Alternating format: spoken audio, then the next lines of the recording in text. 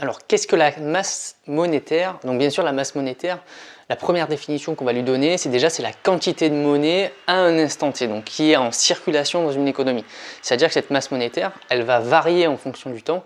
Alors, elle va être produite en plus grande quantité, soit elle va être réduite, ça dépend de la politique monétaire. Donc, je vous invite à aller voir les précédentes vidéos sur les différentes politiques économiques, donc la politique économique budgétaire et la politique économique monétaire. Donc la masse monétaire, ce qu'il faut vraiment retenir, c'est vraiment une quantité de monnaie à un instant T. Donc ça veut dire qu'en fonction du temps, elle va évoluer.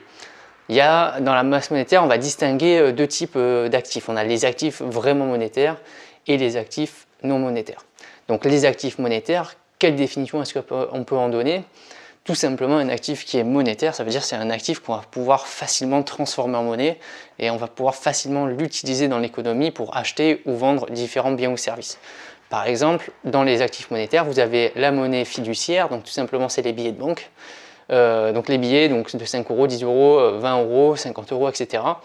Vous avez la monnaie scripturale qui est vouée aussi un peu à disparaître, en tout cas qui est beaucoup moins utilisée aujourd'hui. Donc ça compose les chèques. Quand on fait un chèque, pour acheter un produit, on peut soit donner un billet, on peut donner un chèque et on va pouvoir acquérir directement le produit. Et vous avez la monnaie divisionnaire, donc les pièces qui coûtent extrêmement cher à produire aujourd'hui et dont certaines pièces de monnaie comme les 1 centime, 2 centimes et 5 centimes seraient en voie de disparition parce que au final ça nous coûte plus cher à les produire. Mais c'est un actif qui est monétaire puisque c'est facile à utiliser au jour le jour. Et vous avez également maintenant, c'est le moyen de paiement le plus utilisé, c'est la carte bancaire ou utiliser des virements bancaires. Donc tout ça c'est des actifs monétaires. Vous voyez, c'est des monnaies qu'on utilise vraiment au quotidien pour pouvoir acheter ces différents produits et services qu'on a besoin au quotidien. Après, vous avez les actifs non monétaires, donc ce sont des actifs qui ont aussi une certaine valeur, une certaine valeur d'échange. La difficulté par rapport aux actifs monétaires, c'est qu'eux, ils vont être plus difficiles à transformer en moyen d'échange.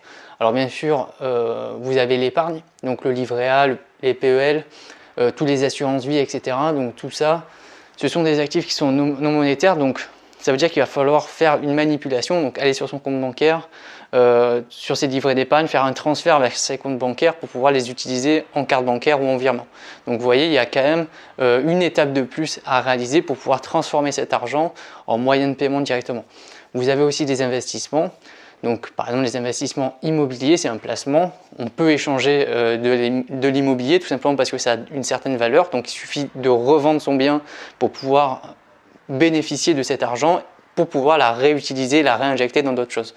Mais en soi, c'est non monétaire dans le sens où ça prend du temps. Faire une vente ou un achat immobilier, c'est sur plusieurs mois. Et donc, ça veut dire que si on veut de l'argent tout de suite, vendre son bien immobilier, on ne va pas pouvoir acquérir cet argent tout de suite. Et vous avez aussi des placements financiers qui sont plus ou moins justement liquides. Donc, on verra cette notion de liquidité juste après.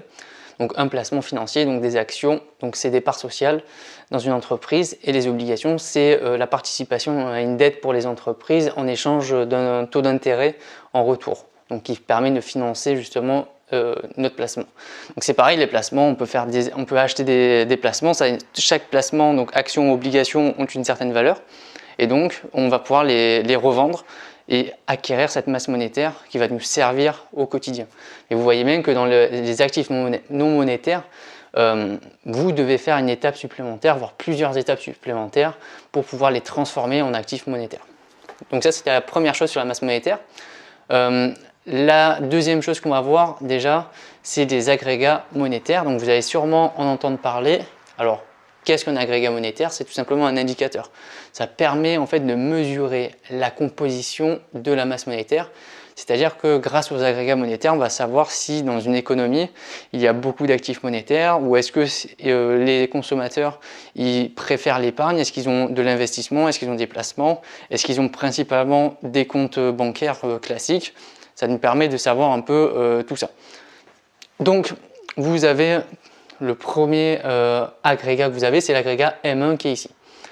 L'agrégat M1, tout simplement, il est composé justement des actifs qui sont monétaires. Donc les pièces et billets, donc la monnaie fiduciaire, la monnaie scripturale, la monnaie divisionnaire, et bien sûr le compte courant, donc ça incorpore la carte bancaire et le virement.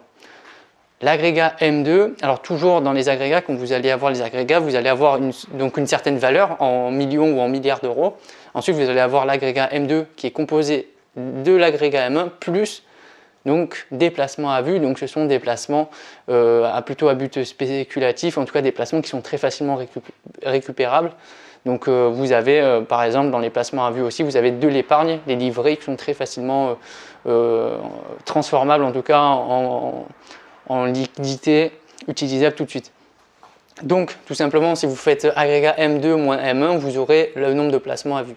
Et enfin vous avez les agrégats M3 donc qui sont composés des agrégats M2, donc qui sont composés aussi des agrégats M1. Et donc ça prend en compte aussi tous les actifs financiers, donc tous les investissements à la fois immobiliers ou des placements en bourse ou ailleurs. Donc dans ces agrégats, en fait, ils sont classés en fonction de leur liquidité. Donc la liquidité justement d'un placement ou autre, c'est justement sa capacité à être transformé rapidement en moyen de paiement. Donc c'est ce que je disais auparavant, c'est-à-dire que dans les actifs non monétaires, c'est très difficilement, en tout cas ça prend du temps pour les transformer en moyen de paiement tout de suite. Il va falloir faire justement une manipulation plus ou moins longue. Bon, pour de l'épargne c'est rapide, mais pour des investissements immobiliers ça demande du temps.